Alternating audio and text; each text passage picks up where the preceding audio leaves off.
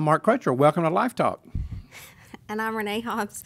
I hope everybody had a good weekend. Absolutely. I assume you had a good weekend. We hadn't talked much about it today, but I did. Very relaxing. we've been pretty busy. Yes, we have.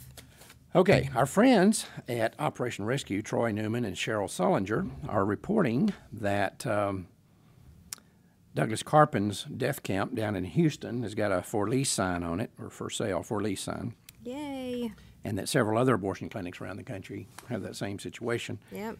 Now, if you're not aware of who Douglas Carpen is, he's a long-time baby killer. He's been in the business for many, many years, and it looks like he may be about to retire from some of the rumors that are floating around, which is the reason this building might be for lease. But he's been doing this for a long time.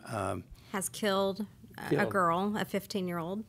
Yes, he's killed two that we know of. He killed a 15-year-old named Jamie Garcia, and he killed a 15-year-old named Denise Montoya. That's the one I'm thinking of. He killed Denise Montoya doing a 28-week abortion on a 15-year-old girl and killed her. That was many, many years ago. Anyway, if you want to get a good feel for what kind of guy this is and what kind of death camp they're running down there, I mean, this is right up there with Gosnell, believe me. But Renee and I did an interview with 3 of his former employees, and you can see that on YouTube.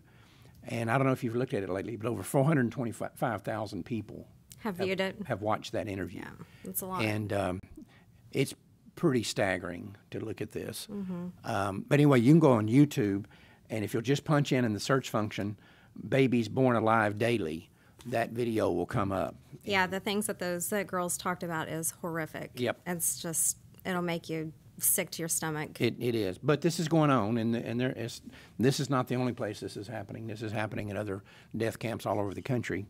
But the good news is, we've reported on this on Life Talk before, the abortion industry is in a state of near collapse. When I started Life Dynamics in 1992, there were over 2,100 freestanding abortion clinics in the country. 2,126 is what I remember, the first numbers that we had. Today, there's just a little over 500 left, something like that? Yeah, I think it's even lower than that because Ohio has just closed 4. Kentucky is on its last one. I mean, they're closing left and right. They're going out of business left and right. So this is great news, and it's more evidence that we are winning the battle, no matter what anybody might tell you or what you might think. We are winning. Yes, we are. The death camps are closing. The abortion rate is plummeting. People are coming over to the pro-life side in numbers we've never seen before. Young people are flocking into the pro-life movement. So we are winning. Don't let anybody deceive you on that. And pretty soon, maybe old Carpen will be out of business, it looks like. Looks like he is, yep. Retiring. Yep. Good for him. Another article, this is something we've talked about many times on previous Life Talks. This Darwinian biologist named Jerry Coyne, C-O-Y-N-E, according to a new article in Evolution News and Science Today, he's proposing that it be legal to euthanize newborn babies if they have defects or genetic problems Just or handicapped in general. handicaps of some sort. And he makes an argument that basically we should not look, if we can kill an unborn baby for these reasons, we should not look at a newborn as any different. Right. Yeah, and we touched on this, I believe, Friday or sometime last week, that if you can kill a baby in the womb, then what's the difference in killing one outside the womb? And so basically this guy's correct. He's drawing the right conclusion that you can't make a distinction between an unborn baby, a fetus as he would call it, and a newborn baby. If this newborn baby has these profound health problems, if you can justify killing him just a month or so earlier, why can't you justify killing him now? Right. And I totally agree with him. Now, the difference between him and me is I don't think you should kill either one of them, and he thinks you should be able to kill both of them. Both of them, yeah. And this is the exact reason why we, because we have morals, we are the voice for the voiceless. Right. If not, then nobody's going to defend them. Nobody's going to, exactly. They're going to be left to the wishes and the whims and the profit motives of people like Douglas Carpen. And again, Go look at that video. Go on YouTube and type in babies born alive daily. Watch that video, and you'll know what's going on in these abortion clinics. But if you and I don't defend these babies, then they're left to the whims of these people right here. And, yeah, that would be a tragedy. And it won't only be the unborn. And we always said this. The pro-life movement said this back in the late 60s before abortion was legalized. If you legalize abortion, it will escalate and escalate, and it'll only be a matter of time before you're legalizing euthanasia. And now you have all of these pro-aborts calling for that very thing. And their rationale is 100% correct. If you can justify killing a baby because it has handicaps while it's in the womb, what's the moral distinction between doing that and killing a newborn with the same problems? Well, I know, and euthanasia is already going on in the United States and in like 5 or 6 different states here, and so it is. They're moving the ball down the track here. And this is not unlike the situation we're dealing with in England, which we did a couple of shows last week on, and there's still been no resolution to that issue, where baby Charlie is being basically murdered. Yeah, it'll be July 25th when they, I think, go back to court to make that final decision on what they're going to do with him. They were flying somebody in from the United States. But this guy Coyne would be totally on board. Oh, my gosh. With what the British are doing. Go ahead and kill him immediately. Just get rid of him. Yeah. And let's make the point, too. We don't kill these unborn children. They'll try to sell this as compassion. We're not killing because they're suffering. Right.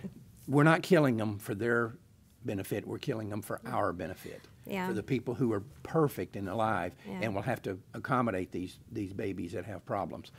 Well, it's crazy because he tried to draw an analogy in this article, and he was saying that we kill dogs and cats because they suffer. Well, listen, dogs and cats don't have souls. Humans do. We value life and humans, not animals. Well, we do value our animals. We've got 4 animals right here in this building that we value, and you've got... We won't say how many I have. By the way, for those of you who don't know, Renee has the Crazy Cat Lady franchise for Ponder, Texas. Yay! One day when she's old and dies, there'll be one of these deals where they go in there and find 85 cats living in her house. That's really not true. I worked for a vet, and I rescued all of my animals, so they're all rescue babies. And she's got, 7 cats? I said we weren't going to talk about that. Yeah, but I didn't There's say more that. Animals than humans in my house.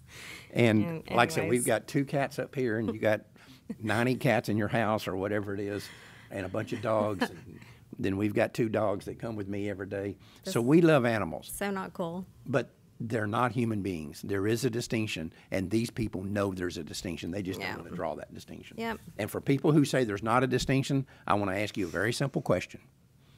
If you were driving to work today and you accidentally ran over a squirrel, would you be as upset about that as you would be as if you accidentally ran over somebody's 5-year-old kid? And I defy anyone to tell me that they would. Because if you tell me that you would, then you're nuts. You're stark raving crazy. And there's a lot of people out there that are stark raving crazy. In Queens, New York, a councilman is under attack now by the pro-aborts. This guy's name is Peter Koo, and he's given $24,000 to a local crisis pregnancy center to give women options to abortion. And this is since 2012. And Peter Koo, he's a pro-abort himself, mind you. Pro-abort, yeah. And this article, I'm sorry, it infuriates me. They're slamming him because he gave $24,000 to Planned Parenthood when...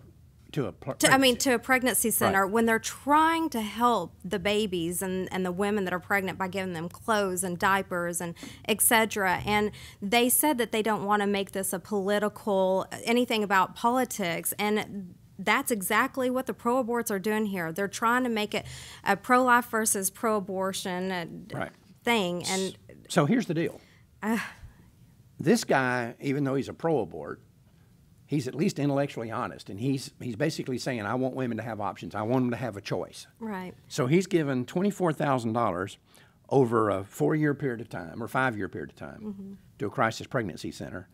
And they are, I mean, they're basically threatening this guy. Yes, they are. And he's a pro-abort. He's one of their people. Fit. And yet, Planned Parenthood, these people are perfectly happy with Planned Parenthood getting not $24,000 over 5 years, but $1.5 million a day. Well, I mean, not just that. From the taxpayers. Yes, but not just that, but the actors and actresses and everybody that gives to them directly. Right. And they're throwing a fit over $24,000 over a 5-year period.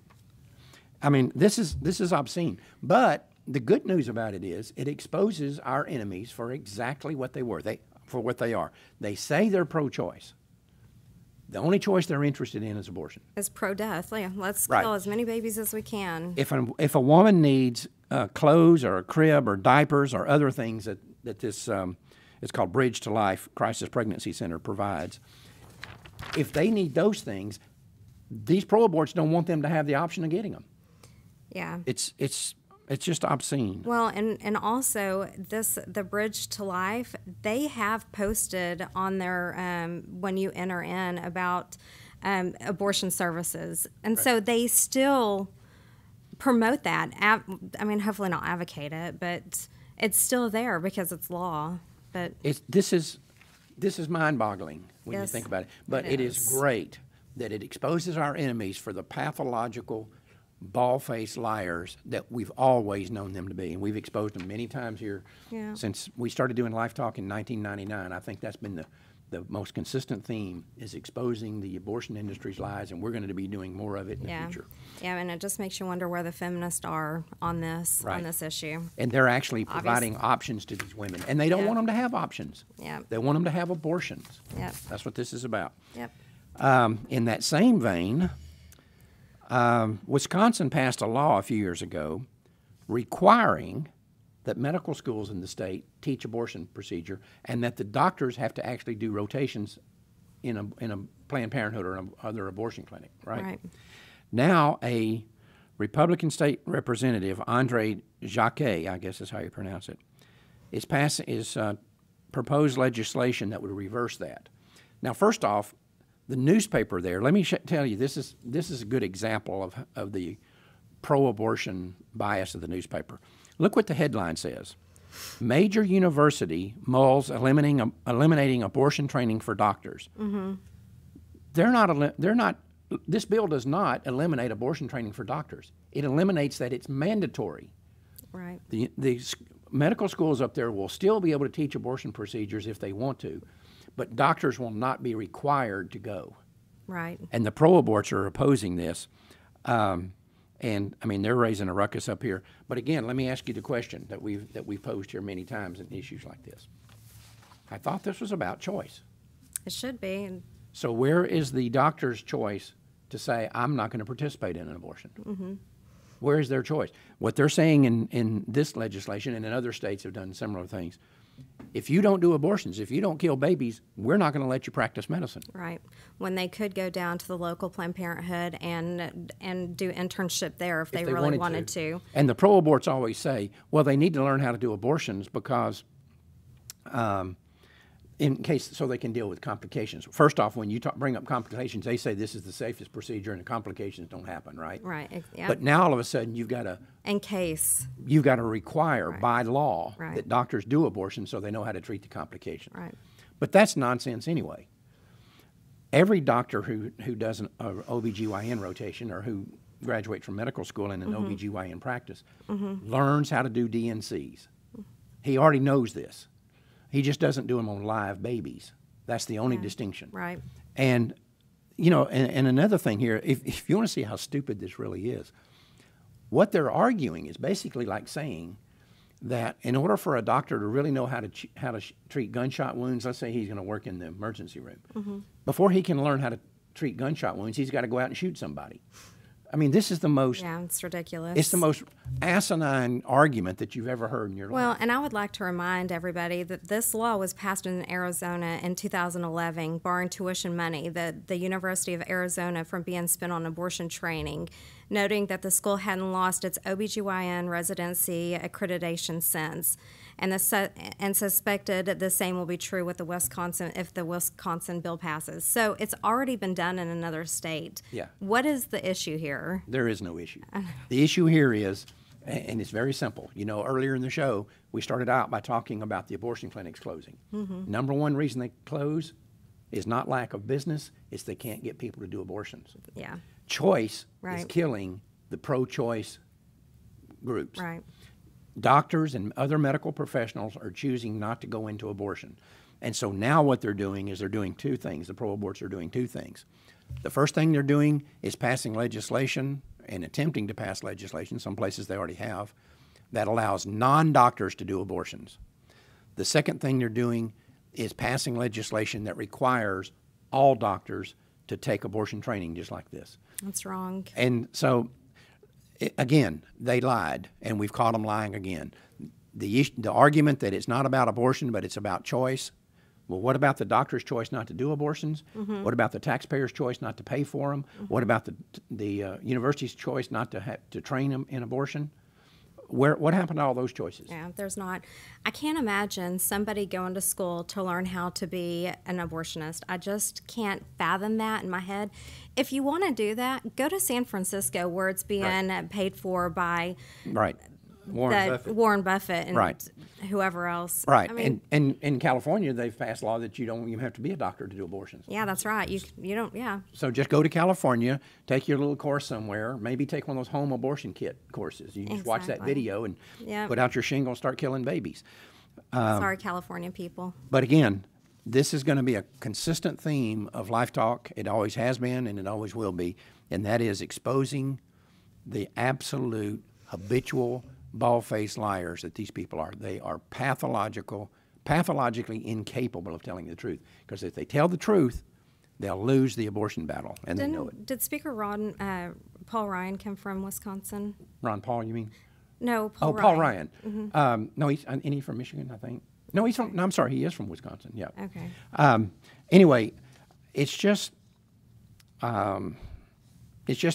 unconscionable. These people have no sense of decency, no conscience. And if you're pro-choice and you support abortion, you support all of these things. You have to take every bit of it. If you're in for a dime, you're in for a dollar. Yep. And that's what this is completely about. Anyway, you got anything else? Get me off my soapbox here for a minute. Yeah, no, just Thomas says hello. So, hey, Thomas. If you have any questions. Yep, if you have any questions or comments or subjects that you'd like us to talk about, please send them in. We are very interested. Yep, we got a couple of our shows last week from people commenting. Yep, and we'd like to have you on as a guest. Right. If if you know the subject and you want to come on and talk, let us know. We'll try to get you on. Matter of fact, we had one young lady that was wanting to be a guest on the show today, and we couldn't get back in touch. She's out of pocket. We'll get her another time. We'll get her on. She was going to talk about the handicapped because she was born with problems. That is her testimony. And it's just this idea that we're going to kill people because they're not perfect like us, right? It's sad, isn't That's it? basically what they're saying. Yep, exactly. And none of us are perfect. I know it. And those that are born handicapped, they are with Down syndrome or whatever, they are the happiest children, the happiest people. Be, yes. That's right. So. That's right. And it doesn't matter. They have a right to life. Whether we think they do or not, they have a right to life. God created them. They have a right to life. Anyway, that's all the time we have. We'll see you next time. Until then, remember, Life Dynamics is not here to put up a good fight. We're here to win, because winning is how the killing stops. We'll see you next time. See you later.